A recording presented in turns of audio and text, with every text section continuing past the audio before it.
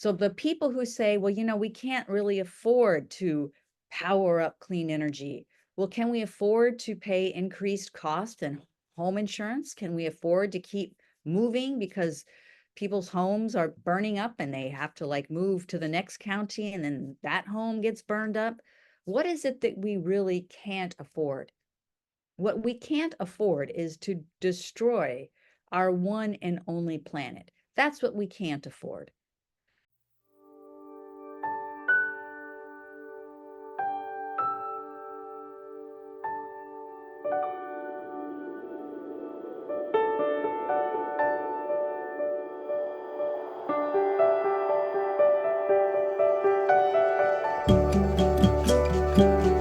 Hello, everyone, and welcome to another edition of the Climate Emergency Forum.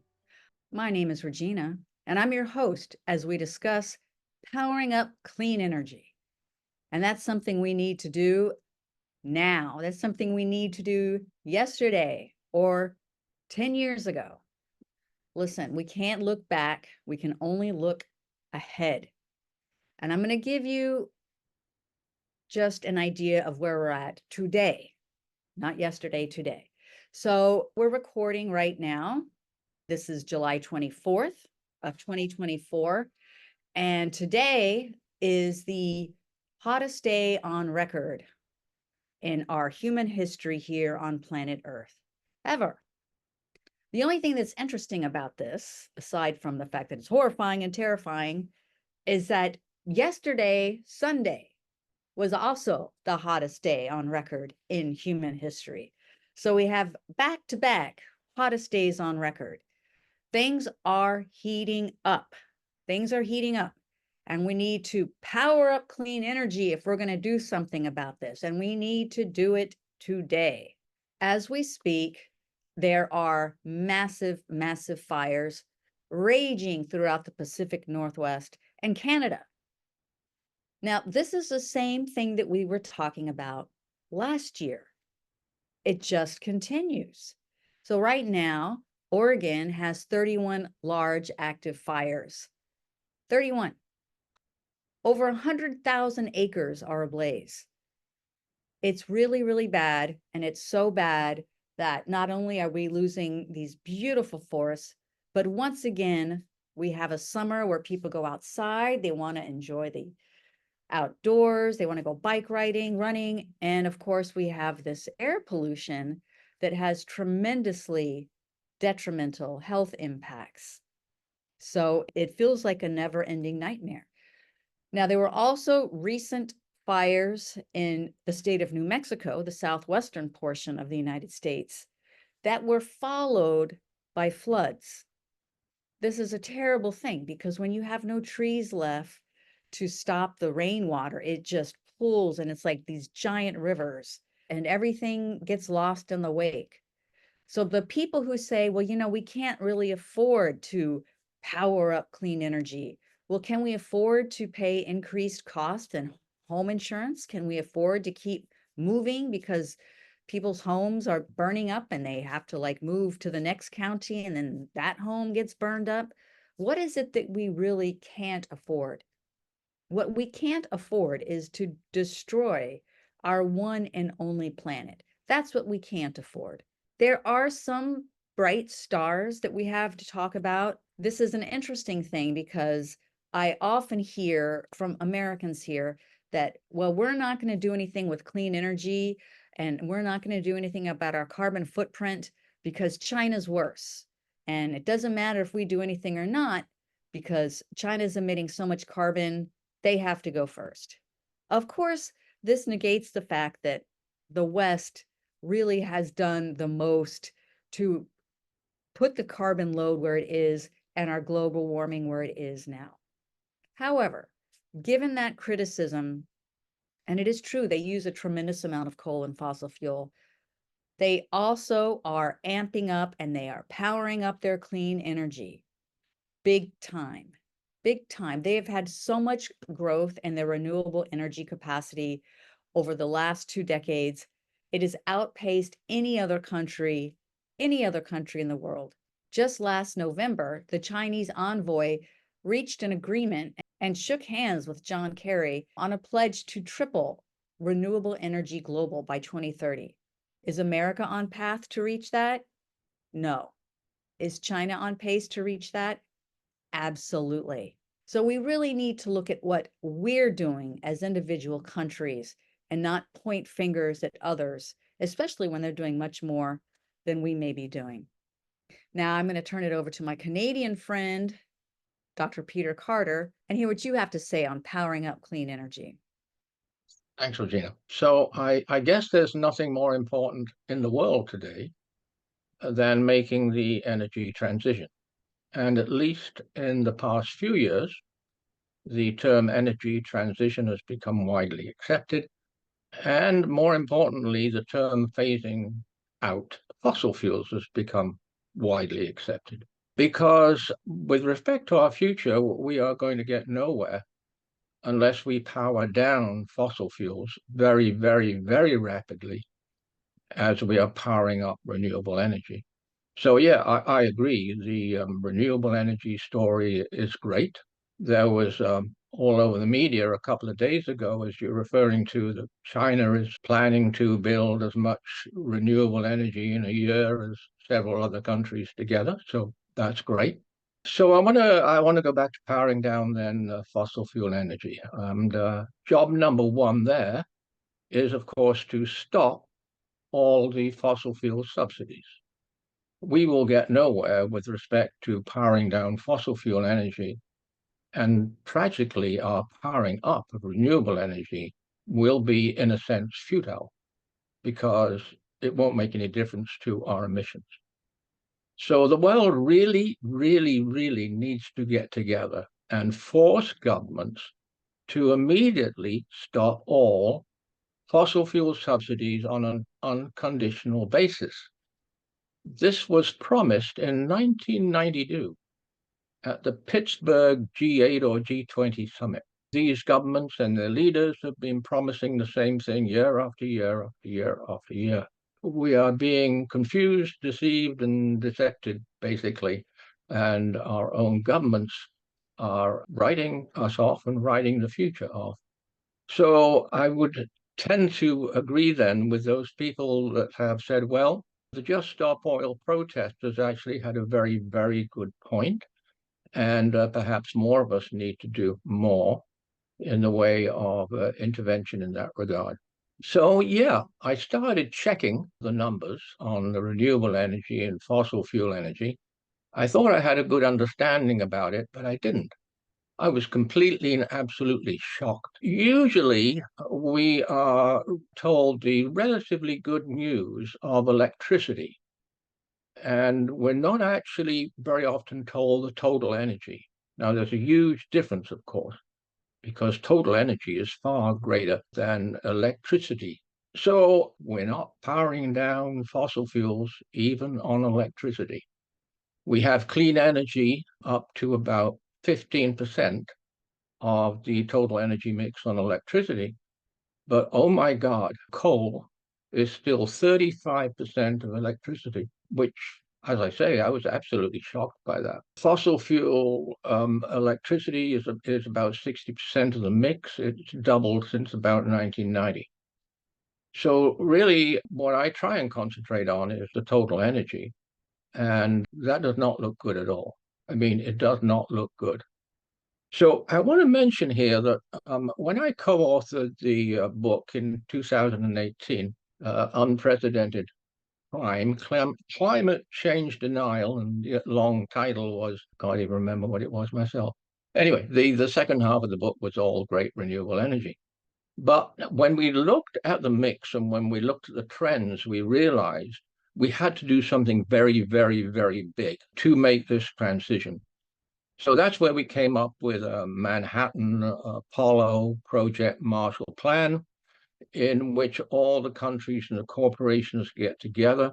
They throw all the world's resources at the one thing that we have to do, which, as you were referring to, is saving our planet and saving our future, particularly on account of all today's children in the world.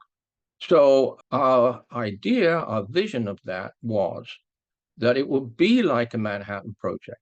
The Manhattan Project was mission impossible. They did the impossible, and basically they did it in just a few years. So if we can do that, then we should be able to do it now by really, really replacing all our fossil fuel energy with renewable energy. That is the aim, supposedly, of China and I guess the other countries. They say they're going to build up their renewable energy so that they've got so much that they can replace the fossil fuel energy. That really is a non-starter. That sounds good, but it's not going to happen. The other alternative to a Manhattan Marshall Plan would, of course, to rejig, reform the entire world economy. I don't see that's happening very soon. There it is. I was shocked. I think the trends are bleak. I think we get the impression that things are a lot better than they really are. Sorry about that. Thank you for sharing, Peter. And you're right, there's so much more we can do, and there's so much more that we must do. We cannot forget corporate greed.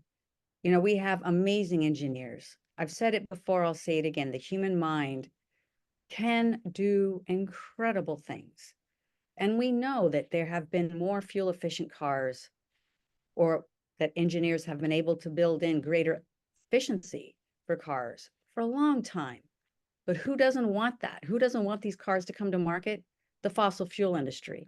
So again, it's not just, gee, can we? But will we? Will the powers that be allow it? Paul, what do you think? Will the powers that be allow clean energy? Thanks, Regina. Good question. And thank you, Peter.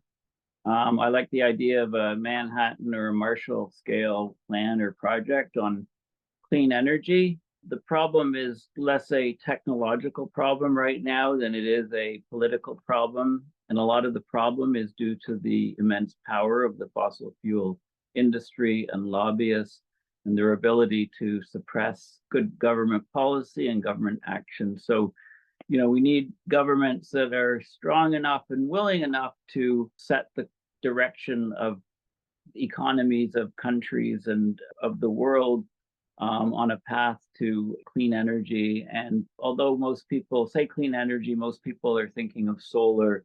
They're thinking of solar voltaic, really, generating electricity from the panels on your roof. They're thinking of wind turbines, both onshore and offshore, a little bit less on hydroelectric. Most people aren't really thinking of nuclear. They think that the nuclear power generation is old school, old technology, but there are a lot of new advances in small modular reactors. And you have to look at energy density. What's made fossil fuels, especially things like coal and oil, so popular is because of their high energy density, allowing them to be transported, allowing them to power our societies. The energy density of solar and wind is much lower, so we need to occupy more space in order to generate equivalent amounts of power. But nuclear is extremely high energy density, and we really need to consider small nuclear power production. Also, we can't do things the way we've done them before. For example, let's look at the transportation sector for renewable, for electrification. You hear of our desire to electrify society. Well, there's 1.5 billion fossil fuel cars roughly on the planet. Certainly, we're not talking about replacing those with 1.5 billion electric cars. Cars spend 90 to 95% of their time in the driveway or in the garage. So, it's not that difficult to envision a society where we only have 10% of the existing cars. We replace 10% of the fossil fuel cars with electric cars, and we phase out the rest. They don't last that long. So, in a decade, most fossil fuel cars are on their last legs. Electric cars have far fewer parts, or is easier technology. But again, we're not doing the right things necessarily with the electric cars, because every manufacturer is having their own version and there's no standardization.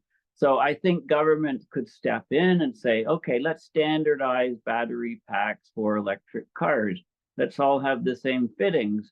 So when we have new advances in battery technology, and they are happening very fast, you could either swap in a battery of an electric car that's say 5 or 10 years old with a new battery, and you've got basically a new car. You know, these cars last an awful long time, more like 20, 30, 40 years for electric cars as opposed to 10 years for fossil fuel cars. So I think that we need to look at doing things differently. Right now, today, electric cars are still too expensive for most people. Most people, they're out of most people's price ranges. They're at the high end price compared to lots of fossil fuel cars. People can't afford them, but you know that could change with Chinese manufacturers. But it looks like there's tariffs in the U.S. of 50% or 100% rather, and that could they're thinking of doing the same thing in Canada. So that so-called $15,000 electric car won't be able to be purchased in Canada. You know, it would be 30,000 instead with a 100% tariff.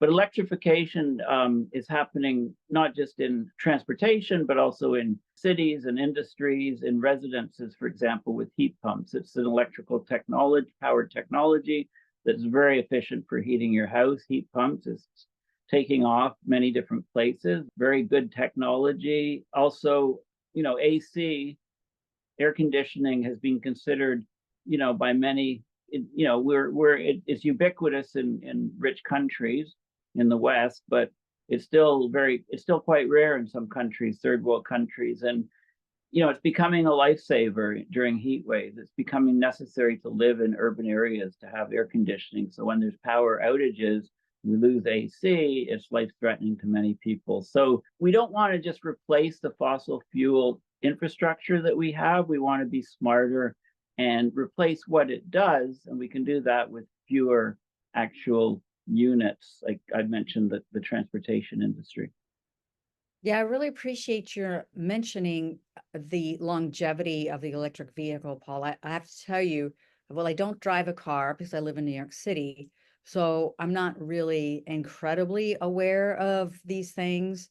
And I had always been kind of concerned or maybe a little skeptical regarding EVs, that maybe their embedded carbon was much higher than a combustion engine car, but you completely helped disabuse me of that notion. So, I mean, it's really good for me to learn that they last a lot longer. And of course, things that last longer, we want to invest in. That's less things put into landfill. And of course, it's a lot greener to use an electric vehicle in terms of emissions. Again, it goes back to not can we, but will we? And that fossil fuel industry, I mean, they're just terrible. It seems like so many of the United States politicians are just bought and sold by this one industry. And when we look at, I'm just astounded at our investment in clean energy is so low. When you look at the investment in renewables, it's nowhere near the subsidies that we give to the fossil fuel industry. If we just take those subsidies and just tear away the apron strings from the fossil fuel industry and allocate those funds to something that's sustainable, this world would be an incredibly different place. Again, they don't want that. I'm going to turn it back over to you, Peter. Yeah, I certainly agree that the fossil fuel corporations and, of course, their finances, the big banks are more than a problem for us. People seem to be fairly complacent about the climate emergency we're in. And I think that's because they believe and they trust that their governments are looking after things and are going to look after things and are going to fix things. The problem is our governments really have very, very little power to do anything now. I've been watching for the past 30 years at least, the corporations getting more power, more power, more power. It's not that long ago that David C. Corton, economist, wrote his book, When Corporations Rule the World. They really do rule the world now. Corporations are clearly telling governments what they have to do with respect to energy, and that's why our governments are pouring subsidies at the fossil fuel energy. They're doing nothing whatsoever to reduce fossil fuel energy. Now, yes, of course, they should regulate, but basically they can't regulate. The corporations have developed with the trade departments in the world the capacity basically to sue governments over things they don't like. And that's already happened with respect to governments planning to institute policy to reduce the consumption of fossil fuel energy at the same time as renewable energy increases. The other problem is, and it's very natural, is that we all feel we want to have good news, right? And yeah, there is good news on renewable energy. It's clean energy. It's absolutely astounding. But on the other hand, we don't like to hear bad news. You know, I was a medical doctor for many years, so I was always thinking in terms of worst case scenario. You know, my patient, you know, could it be this? Could it be that? We know we're in the worst case scenario as regards the health of the planet now. There's absolutely no question about it. One of the things I do with the Climate Emergency Institute is follow the climate change indicators.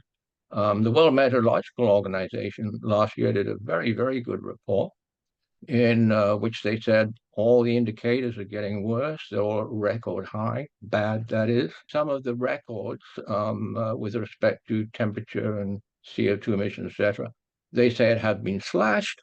And for the first time, the new executive director of WMO made the extraordinary statement, but very, very correct statement, that we are in a red alert with regards for our climate. And we really, really are in that red alert. And I think really the only hope is that people get together and they realize that their governments are basically destroying their planet and destroying their livelihoods.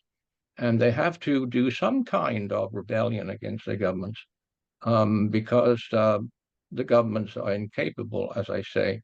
The fossil fuel corporations, the big banking corporations, they have a stranglehold on the world, basically. Thank you so much, Peter. It really is true. It's hard to feel good when we have this one industry that basically is our overlord.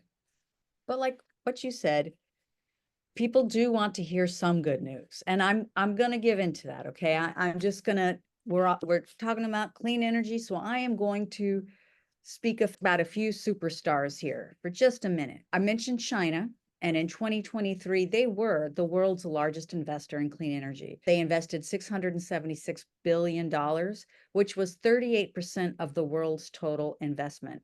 And second was, of course, United States with $303 billion.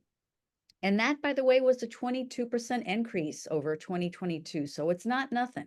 But here are some superstars. Costa Rica. In 2022, Costa Rica produced 98% of its electricity from renewable resources 8 years in a row. Iceland. In 2015, a combination of hydropower and geothermal power provided almost 100% of their electricity production.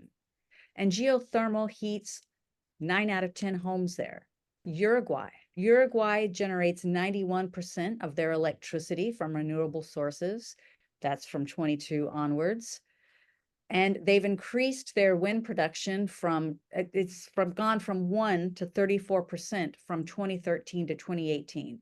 So in 5 years, it went from 1% wind production to 34%. I have to mention Norway. 98% of its electricity comes from new renewables as well, with hydropower leading the charge. Now, I know what you're thinking. Yes, but those are small countries with a very homogeneous population and less to argue about or whatever. Okay, I will grant you that, but still, we can learn from these countries, and we should and we must. We have no time. I agree. We have no time, Peter, but we need to do it. We need to do it now. We need to follow these countries who've been capable of it and power up that clean energy.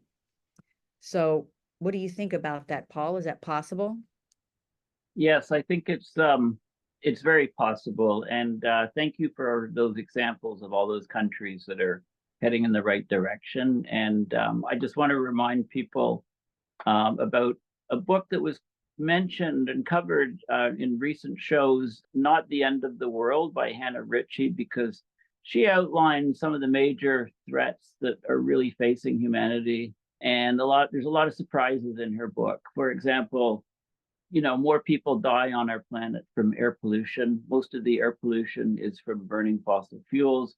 So going to a clean energy economy can reduce the loss of these numbers of people that are dying. We're talking about 8, 9, 10 million people per year dying from air pollution. There are some industries where it'll be very difficult to get rid of all fossil fuel usage, like things like cement making, steel making, smelting, but we are making gains using electrical arcing and electrification methods to actually change that, so that these industries that we think, well, there's no way we can get rid of fossil fuels to power these, we're making inroads. There's new technological advances all the time. In terms of the Manhattan / Marshall Plan like project, I like to see, I mean, just imagine a world where, say, the US said, okay, well, there's reduced military threats, maybe agreements made with China and Russia could be made at some point, not with Russia right now, where, let's take the military budgets of the world and let's use them to just get huge abrupt increases in clean energy around the world. Let's use the knowledge of scientists and engineers who are trying to design more efficient ways to kill people and to, make new weapon systems. Let's use their expertise to increase technologies to enact this clean energy revolution. And it needs strong governments who oppose the fossil fuel industry and the fossil fuel lobbyists. And they just need to tell these fossil fuel companies, you're mining your last barrel of oil in 5 years or 10 years, and you've got to figure out what you're going to do, how you're going to, whether you're going to disappear as a company, whether you're going to lose all your power, or whether you're going to actually be a part of changing the future so that humans can survive on the planet. And also, we've run out of time to completely eliminate fossil fuels and not have us go into severe climate change. We're already hitting record temperatures, as you pointed out. We're really going to have to look at technologies to remove carbon from the atmosphere ocean system to kind of restore stability to our climate system. If you look at any of James Hansen's work, climate change is greatly accelerated. We're setting records left, right, and center all across the board. And, we're not rising at 0.18 degrees Celsius per decade. We're at least double that. We've lost 1.5 Celsius. We probably lost 2 Celsius. We're heading up to what, 3, 3.5, 4, and that's going to devastate the planet. So we don't have a choice in this matter. We really have to go to a clean energy society in order to have a chance at surviving on this planet. Thank you so much, Paul. And I really appreciate you bringing up the millions of lives that perish, people that are killed every single year because of the burning of fossil fuels. This should be on bumper stickers everywhere.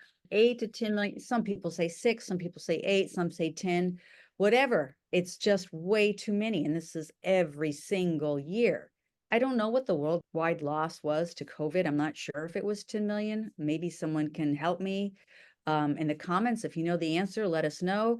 But we've got a huge amount of people who are dying needlessly every single solitary year because of essentially a lifestyle choice. There's something very, very wrong about that. And there's no reason for it. And something can be done, should be done, and needs to be done. Solar, hydropower, nuclear, pick your poison. I would like to know, what is your favorite form of clean energy and why? Does it relate to where you live? Are you from Norway, and because there's a lot of water, you use hydropower? What do you think is the best source of clean energy and why?